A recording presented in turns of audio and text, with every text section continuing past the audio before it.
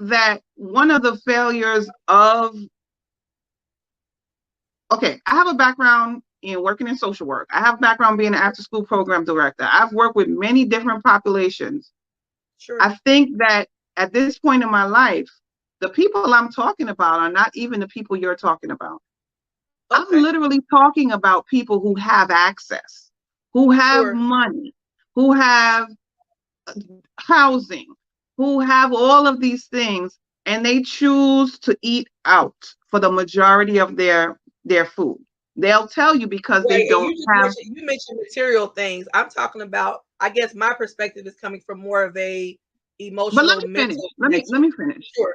So, because you did say people not being able to have money, and you did talk about like the addictions. I'm saying that those are always going to be the exceptions, right? Those are always going to be. I'm not speaking about, those cases that you have to deal with so differently than everything else. When I had families that I would have had those type of scenarios with, I wouldn't be doing a lot of like necessarily teaching as much as I would be doing sharing. I would be, okay, I'm going to have an event, okay, and I'm going to prepare different foods. There's many curriculum. There's one of the things that we did. We had a grant when I was in an after school program, and we literally taught a class where we were doing the recipes with the children. Oh, yeah. And so we were exposing them to things that they had never had at home. And one of the things would just be something so simple as like making a salsa, but it had beans in it and so on. I know it's deep out. People don't ever do stuff. Yeah, I like that. But but see, that's the thing. I want us to stop saying that people don't do it. Or what my thing is, there's so many people, boots on the ground, doing different things. No, that's not what I'm saying. What I was saying was that it's just always so interesting me how many people don't cook these certain things or don't do that in their house. So I thought that was amazing. Yeah. That's not what I was saying. So, that was the thing. I never spent time with them being like, oh, your mother didn't give you this, or you should know. No, it's not that. That approach is not the approach at all. Who I'm talking to and why I sound frustrated, I'm gonna tell you the truth, is because I know you got money. I know you got time. You might not have the cooking skills that I have, but if I say to you, I'm gonna give you a plan. These are the YouTube videos. Here is how you have to, at some point in everybody's lifetime, to change the trajectory of something that has happened for generations or even for the generation of your own life. You have to get to a point where you say, you know what did Fannie Lou Hamer say? I'm sick and tired of being sick and tired. Like, you have to be able to get tired of your current situation and say, I'm ready to make a change. I could talk all day and night, and that's not going to change anything that Erin puts in her mouth.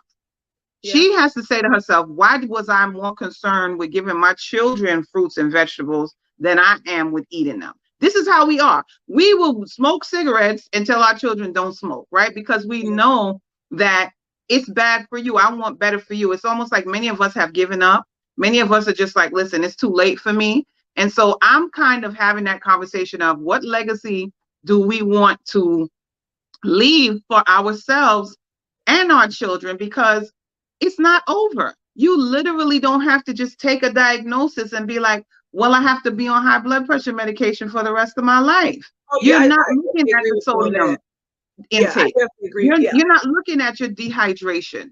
You're not looking at your fried food intake and those things. So I am saying I'm not really, I think that's a whole separate conversation about how people who are, low income, people who have, addictions, people who have other big life challenges, how to impact them when it comes to nutrition and health. It's a totally different perspective, but I think that inspiration is going to be the seed for everyone. And for me, I feel like I'm continuing a legacy. So it is inspiring. When I do cook certain foods and it remind me of, my grandmother, that is, and then you have to realize too, that you can't just wipe away someone's whole, unhealthy food or unhealthy lifestyle habits. You have to say, okay, so you like candy yams. So what is a way that we can make this a little less of an attack on your blood sugar. Is it about us, changing the portion size? Is it about us not using that white sugar? Like I saw something and it was a lady in a restaurant and she literally was just pouring it was like about a 20-pound bag of Domino sugar. And she was just pouring it over the yams, pouring it. And this is what we normalize. Like we really act like if it doesn't taste like that, then it's not, it's not good. So when you mentioned before, you said, let's face it, potato chips taste better sometimes. For some people, right? Some people. Yep. Here's the thing. Your body is regenerating. It should be, right? We know that your cells are being made new, right? The more you give your cells and your body these foods that are deemed healthy, nutritious from the earth, your new cells are going to be created using that material.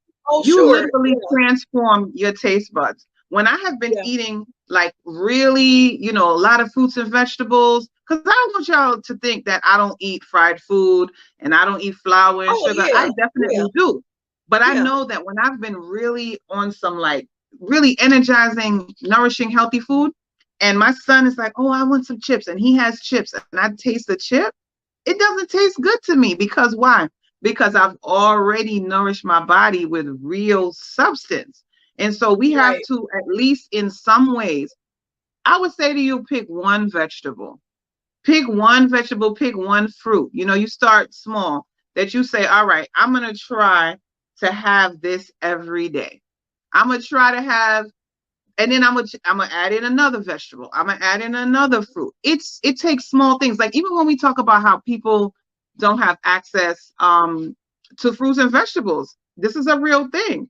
Some of the people, maybe when they leave their community to go to work or they do other things outside, like I used to shop, going here, going there, some of us have that unlimited bus pass that you're able to go all around. Listen, you have to sometimes work to get the things into your house that you deserve, but it starts with saying, I deserve better. And I think that's a big thing for some people to even get to that point. Because I love fruits and vegetables. And I think we shouldn't be crippling people by to me, I feel like you cripple someone by always being like, well, like feeling sorry for them. There's a difference. What I'm sharing with you, I would never say to that person, well, I know you do it because I'm just speaking about reality. Even when we say things like, well, you should just do it because you feel better and that's just what you should do. Why won't you just do it? It's the same thing like with people in abusive situations. This is an abusive situation. The situation we have with food. People know they should leave. I mean, that's the thing people know, but having the courage and the know-how to do it and to pump yourself up enough to do it, that's a different dynamic. So, again, because it's trauma. Right. And it's a lot of stuff that goes into this that causes people to get to where they are. So I definitely agree with you. I'm not saying I don't agree with you. What I'm saying is that there are steps to this thing. So I would never, and anybody that knows me knows I don't do it woe is me. Like I'm not going to say, oh, it's okay. I don't operate like that. I'm just sharing from, if I'm on the outside looking in, what I know people go through. And it's not just so easy to just say, oh, I'm just going to start doing that. And then some people it is. Some people can cold turkey just do something. So it just depends on how much power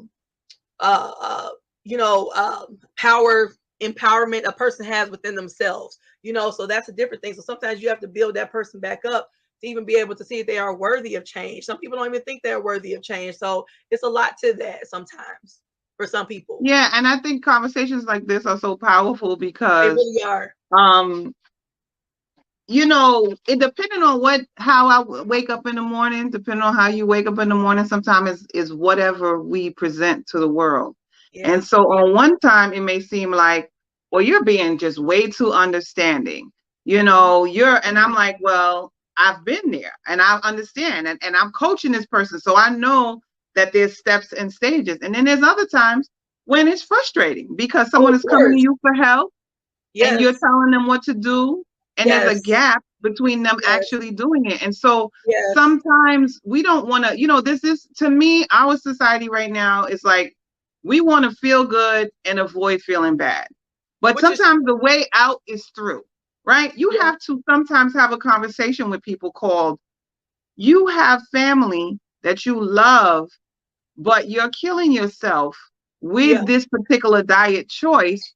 And are you all right with the fact that you're going to leave the earth, you know, prematurely because of that? Like, is that okay with you?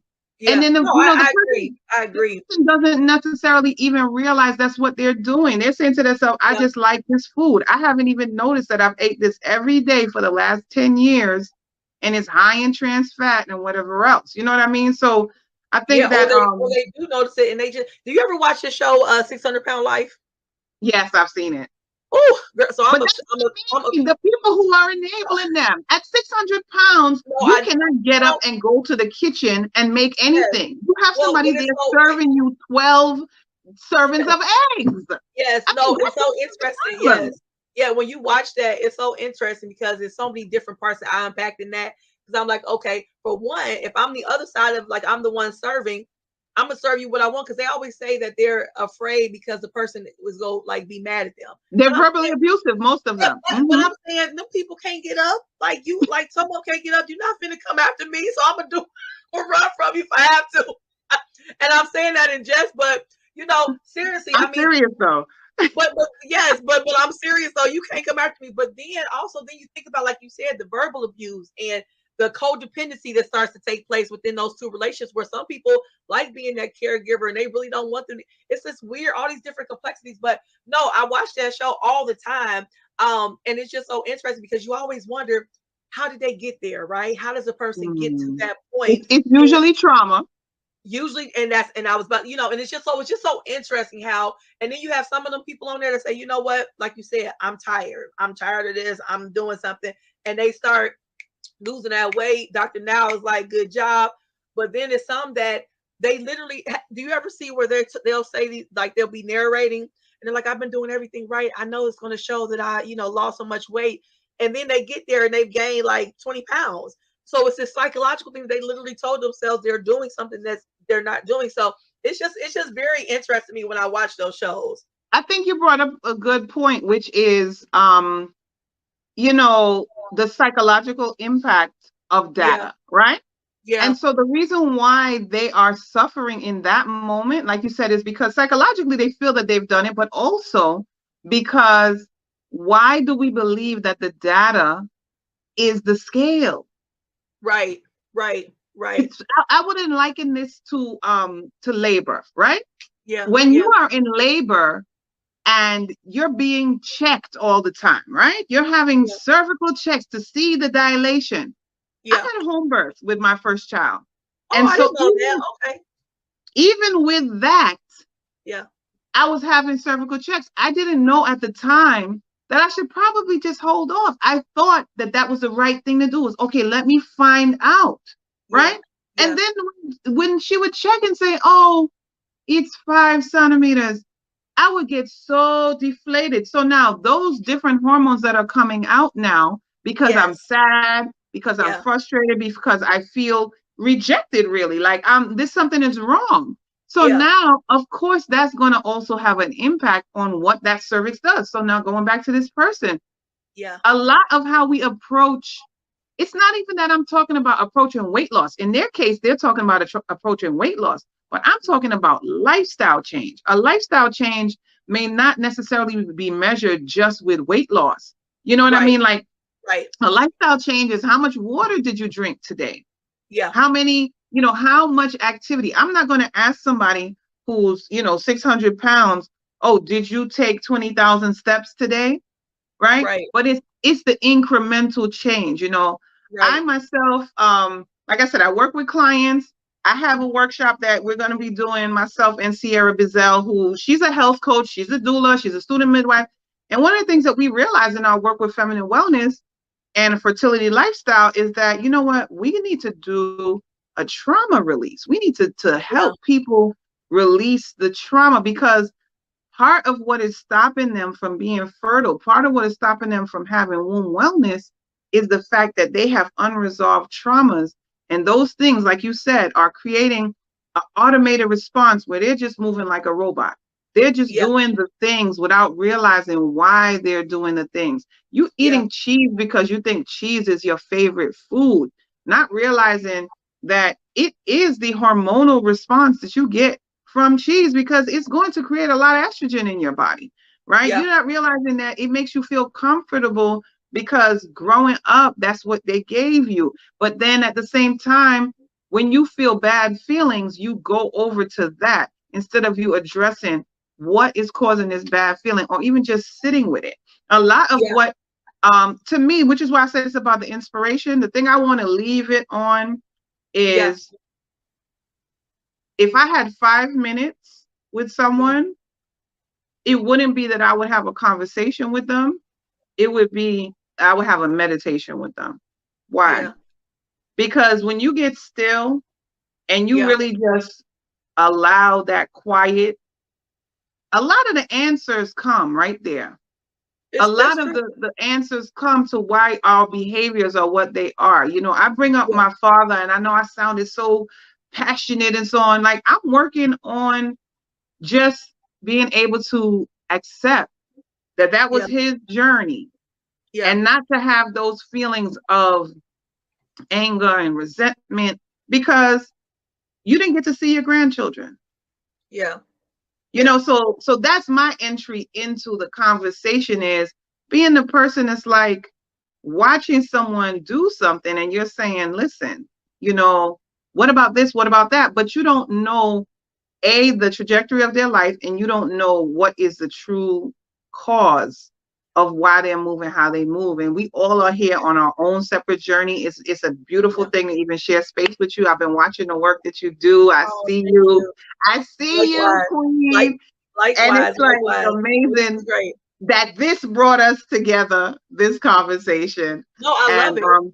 I think we're saying the same thing. I just think that it's going to take many different approaches. There's no one way. No, I love but I don't think that we can make any change without being real about, you know, not looking at every person that's overweight. Like, I have a friend, she's like, you know, she doesn't like the way that her doctor, or all doctors that she's dealt with, just automatically come in with bias when they see her weight. You know, they're like, oh, you don't have high blood pressure?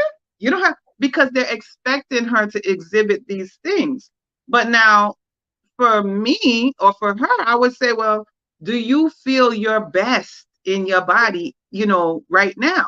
Most people would tell you, you know, I did feel better when I didn't have this much weight on me. Or I got this much weight after I started having children. Right? Because of the sedentary lifestyle that we begin to have, and also because of our hormonal changes. So a lot of us are just dealing with the effect of events in our lives.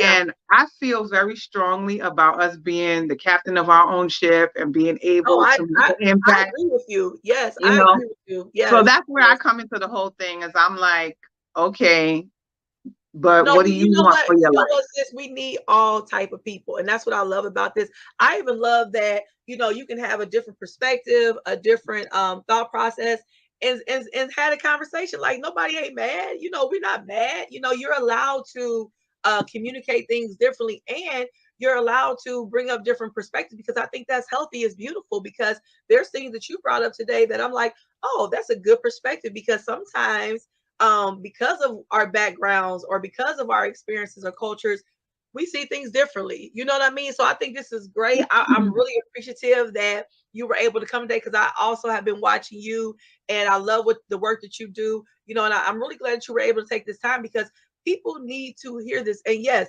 I personally, I believe in like taking accountability, right? Like self-awareness, like I have to do this.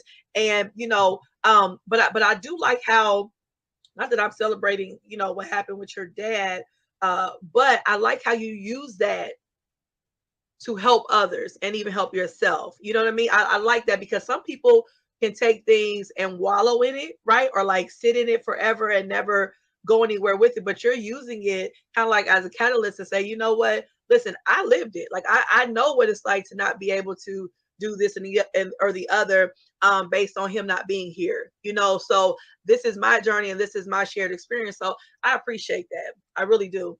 And you know, one more thing, you're bringing up so much stuff, you know. Thank you. Yeah. But one thing I wanted to also say is that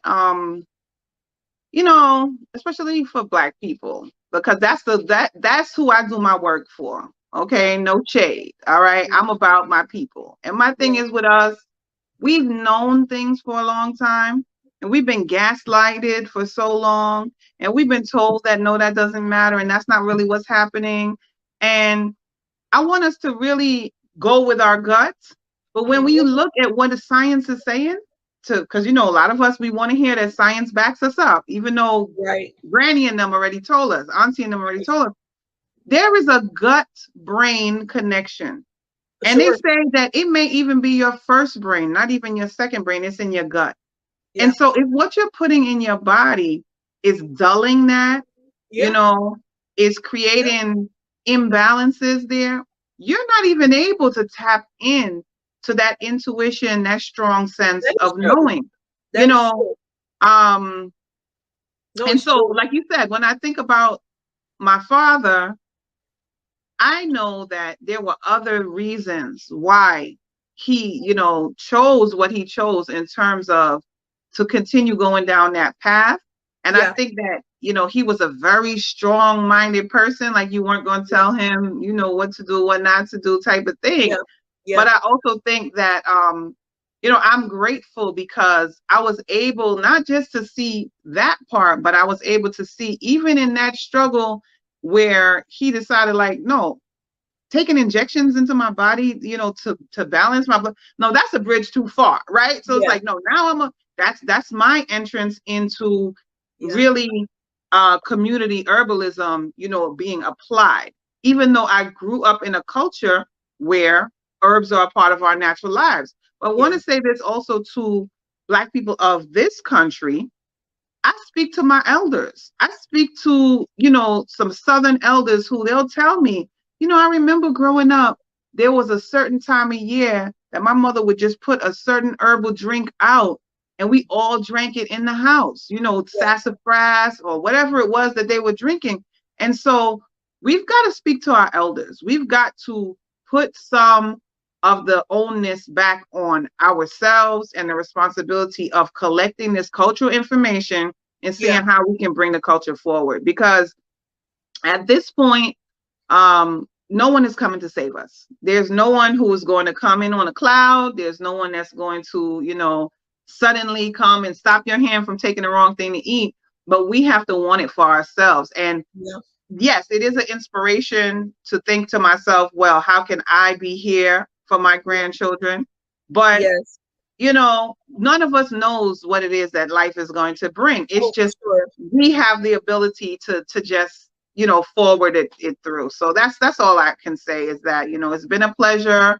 I really appreciate your work.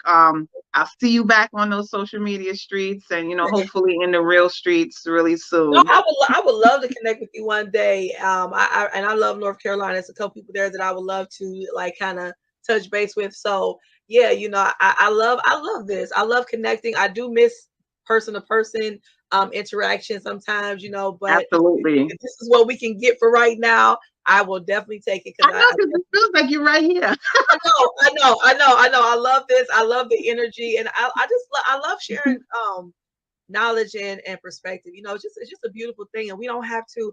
I guess, and I know you have to go soon, but one thing that I like to say is that I wish that we were more open to just hearing from each other, right? You're not going to agree on everything from A to Z. It's just we're all different people, right? And I don't understand why people get deterred from talking to people because they don't agree.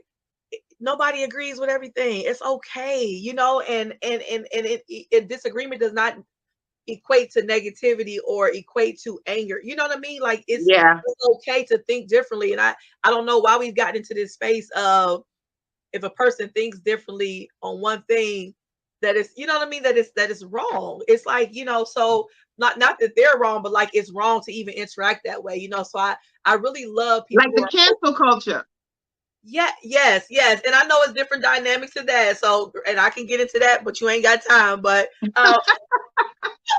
but we have to understand that people are different and have different different experiences and backgrounds. So we have to give way for that. But no, I appreciate this. I appreciate your energy. I appreciate your knowledge, because you are very knowledgeable about those herbs. Because I didn't grow up with herbs, and that's the thing too. I didn't grow up, so I didn't start learning about herbs. So I was in my 20s.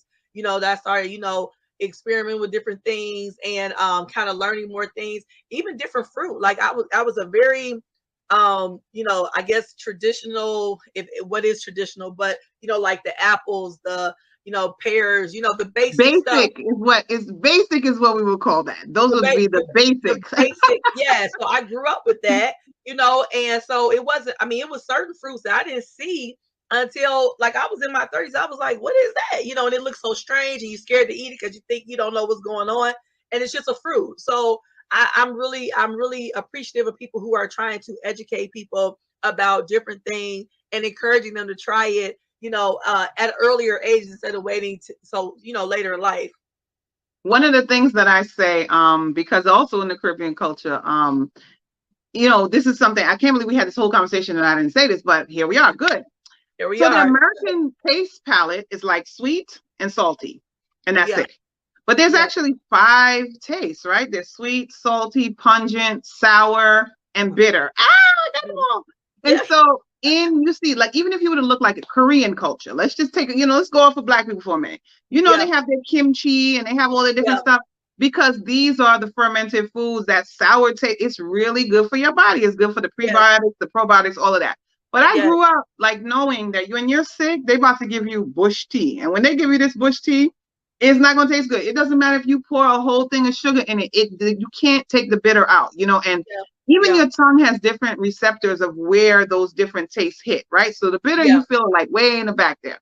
But I bring this up because whenever I'm speaking, like, I love how you normalize A, differences, B, understanding that there's different perspectives and that we can all grow from them. But, whenever I'm speaking, just like a little while ago when we were going back and forth, and I was thinking about, like, one day I was talking to my mother, and my sister, my daughter says, "Oh, why are y'all arguing?" And I was like, "We're not arguing. We're Caribbean. Know your culture." Because why?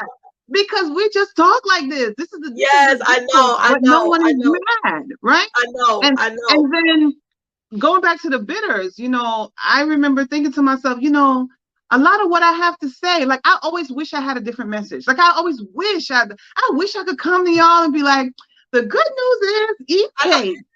Right. Like, honestly, I want y'all to quote me.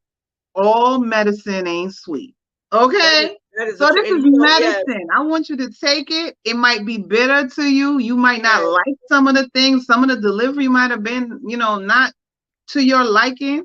But sit out through all of that, take the fruit and leave the seed. Okay? How about that? We're not going to say take the meat and leave the bones. Take the fruit and leave the seed.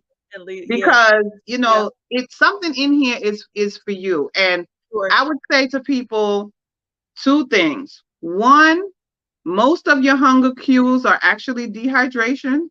So you can drink water before you think of, and that also keeps you, like, thinking, like, okay, what am I about to put in my mouth? Right? Because you drink the water, your brain is mostly water. And so a lot of the reason why you can't make choices that are healthy choices because you're dehydrated. But also go back to your family. I would not counsel a Italian person regarding nutrition the way I would counsel someone who was Caribbean.